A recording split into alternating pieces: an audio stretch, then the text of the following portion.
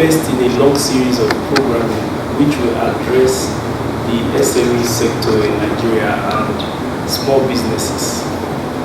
We have with us in the studio today Mr. Oyewole Thomas, the Head Business Advisory and Financial Services of Michael Stevens Consulting.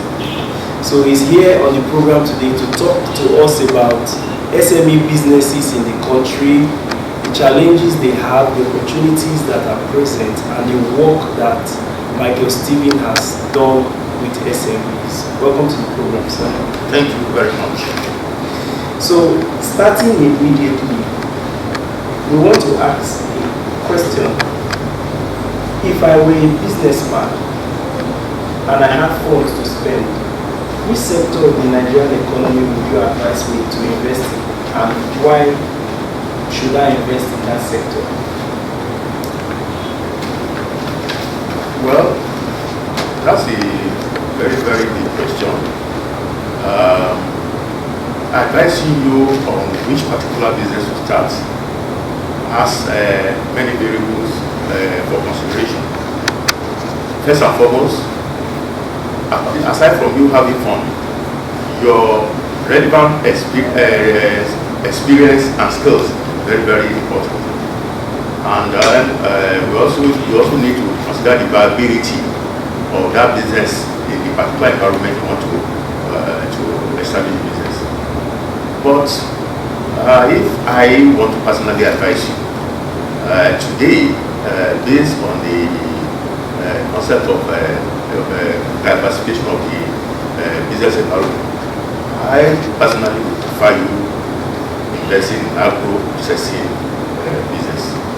What segment of the agro-processing business? Yes, that is, there are so many segments under this. Basically, it has to do with processing of our raw material into valuable product, a sort of value addition. Example could be processing of cassava into cassava flour, which is very in high demand now, or processing it to garri, processing of the same cassava to cassava chips. Those are high demand. Other things, there are some other acquired commodities that are in waste, and we have them in abundance. You can go into getting this and processing them, adding value to them to bring them to valuable products. There are so many of them. It could be, if you are in northern zone, for instance, we have a lot of raw tomatoes going waste. If you can find a way of adding value to this and process it to tomato paste, which is also in high demand now, and it is also in high demand.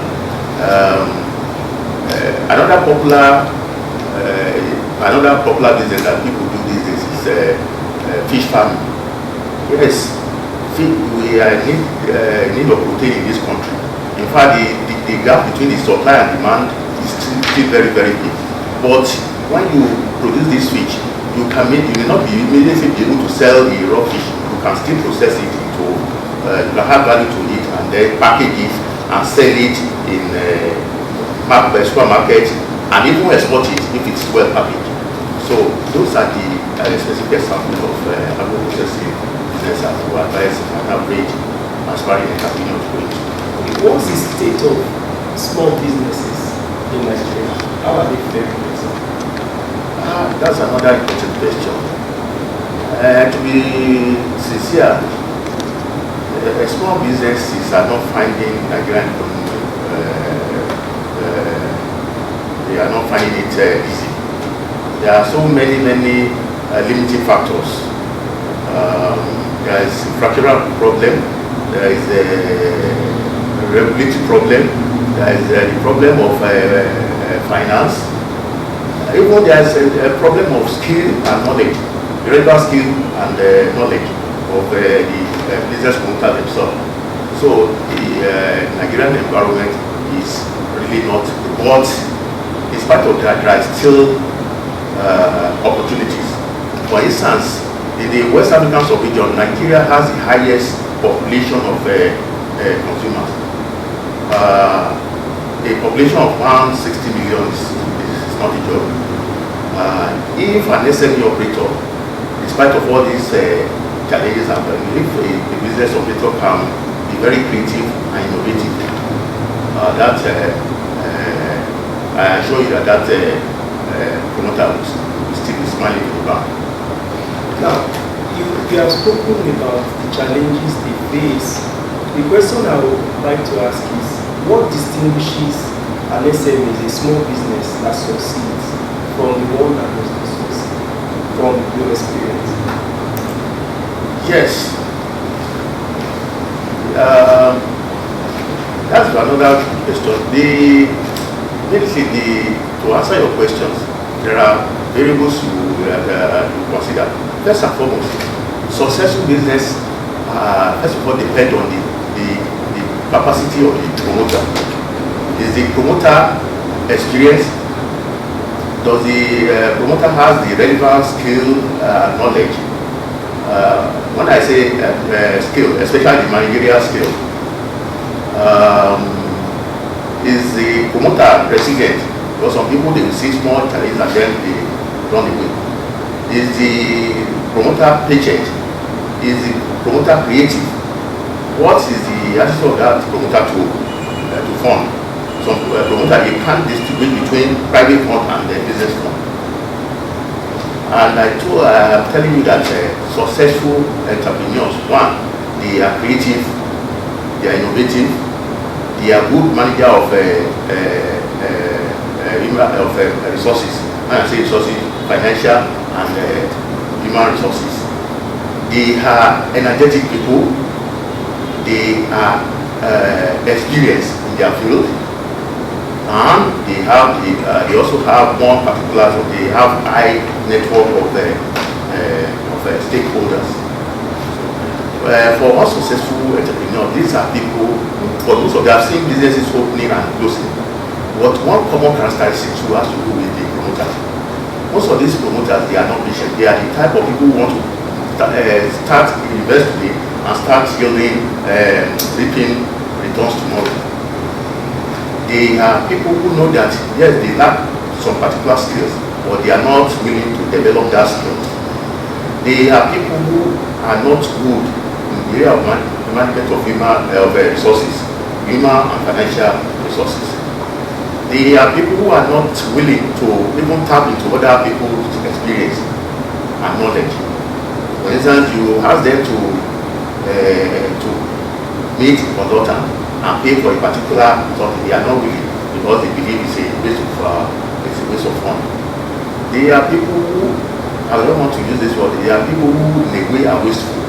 Because when you have some amount of fund and you believe the next thing for you to do is to organize a party, or you spend money regularly, then you are not a good entrepreneur. But I assure you that successful entrepreneurs, yes, there will be challenges. They are patient, they are resourceful, they are creative and innovative. Now, you spoke about opportunities in agro-allied services or production.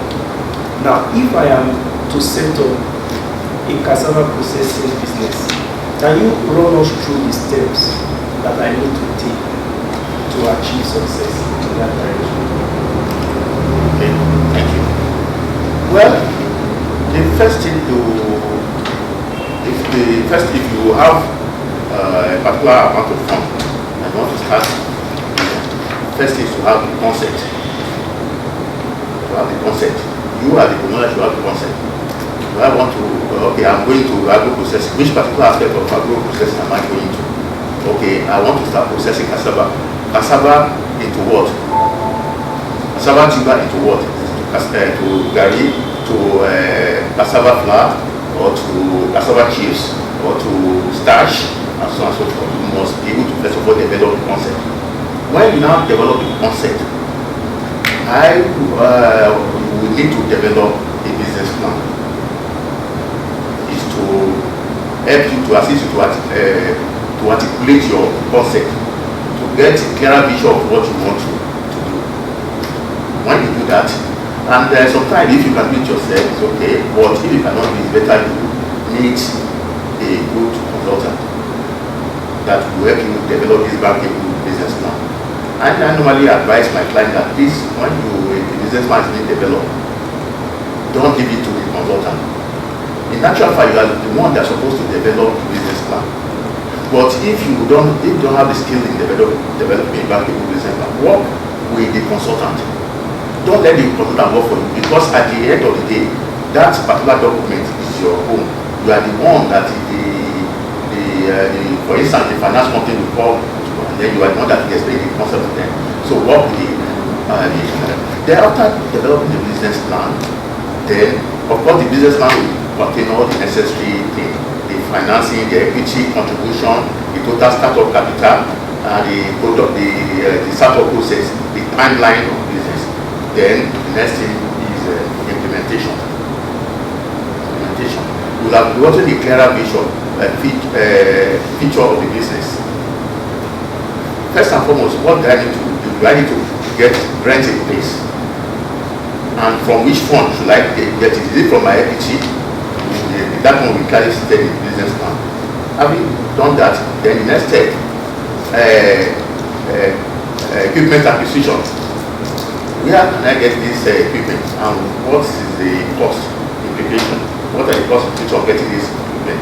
All this should be clearly stated in the business. And just go to the business plan and get this, and then you go and get the equipment.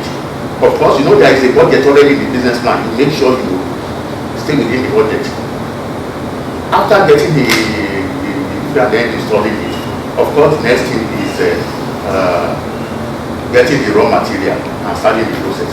Of course, this will also be in the business plan. Just go there, and then, of course, if some businessman will even tell you where to go and get the raw material and the cost implication of getting this raw material. You go there and get this raw material, start the process. After producing the product, of course, the businessman will tell you also where to sell this product, who are your potential consumers, and if possible, what you need to do to have done while you are processing something to get to this customer, and then you will take it. So next time, what we are saying is that that business plan should have to be like a Bible to your business. That is why in preparing that document is very essential that you do it well. Of course, some people also call that document strategic document. It's a document that will guide you to implementing your project. That's the basic step.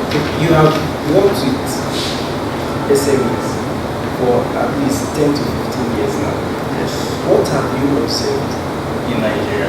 What has been the trend? Are they becoming more savvy, or are there more problems occurring them? What exactly has been your experience? Yes. Over the years, I've worked with SMEs, like you said, different organizations. And the trend, if I should apportion percentage, well, in terms of success, I say maybe 10 to 15% success rate. Yes, I really 10 to 15% success rate. For most SMEs in Nigeria, because of the prevalent challenges, most of them fall by the wayside. Most of the operators, they stop operating the business, or they come bankrupt and leave the business. But for the creative promoters, for the creative enterprise, for the innovative enterprise, they have become successful over the years. It is my happiness that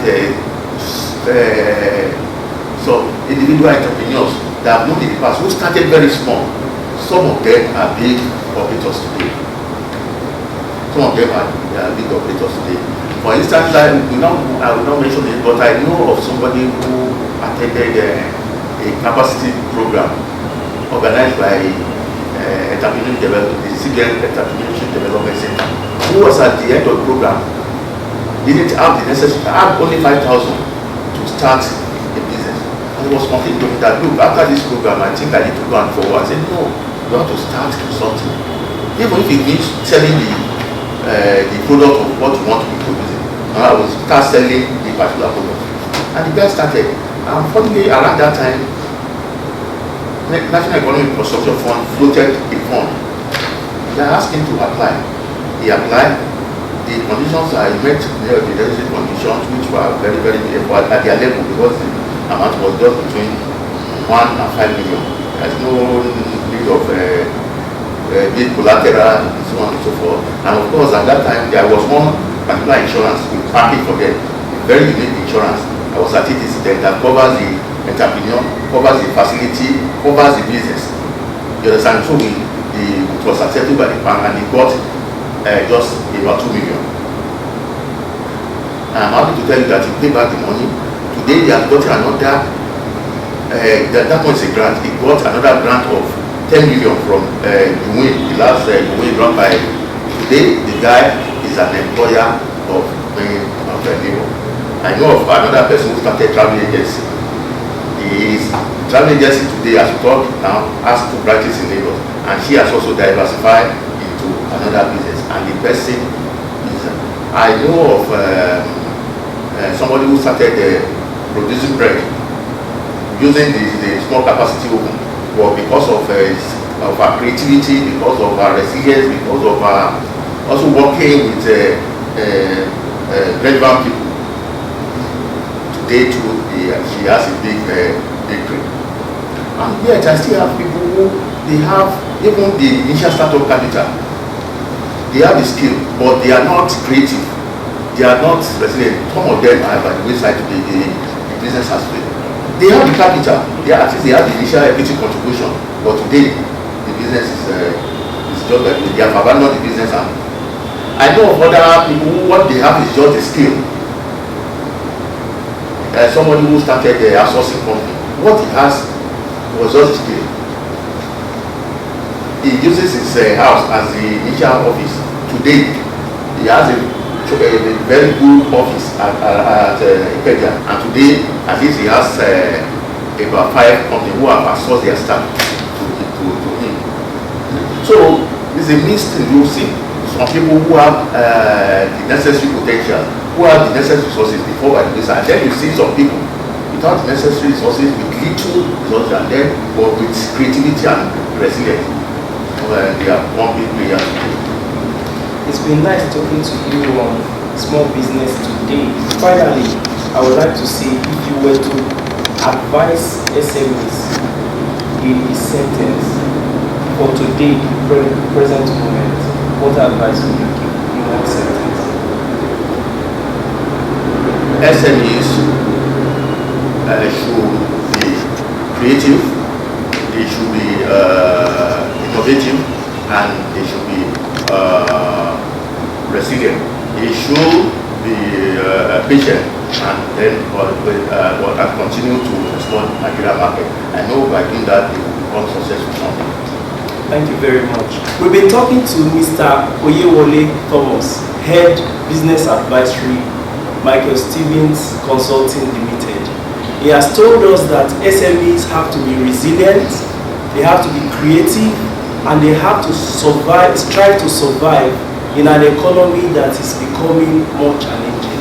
This has been your program, Small Business Today. Watch out for other edge.